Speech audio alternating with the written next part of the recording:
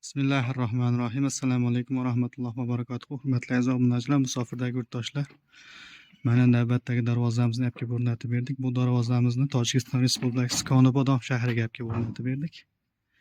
Bu darvozamiz haqida qisqacha ma'lumot berib o'tadigan bo'lsak, darvozalarimiz 2 qavatli variant afsona fasonli bo'ldi.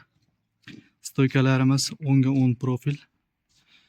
Chetki bozlari 8 ga 4 profil 1.7 stenada bo'ldi. Listlarimiz 2lik stenada bo'ldi. 2 qavatli. Ko'rishingiz mumkin. Stoykalarimiz stenasi 2.5likdan bo'ldi.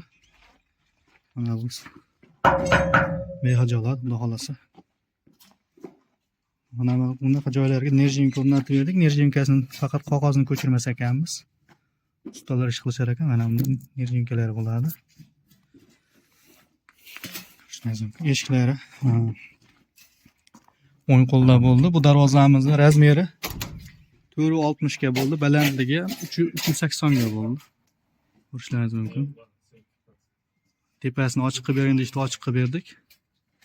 Zamoqlarimiz har doimgidek zo'r zamoq. Mana ochilib yopishlarga ham garantiya bo'ladi. Mana bu orqalari bo'ladi, orqasi tekis bo'ladi, xolasi. Taglari 10lik shivillerdan bo'ldi, tag qismlari. Sharnirlarni ham mana 3 tadan qo'yib berdik, xudo xolasa. Og'ir katta bo'lgan hisob mana bu xo'jalar sentr zamokda bemalol bo'ldi. Ochib yopishaveradi. Yazincha yopib olsa, jega.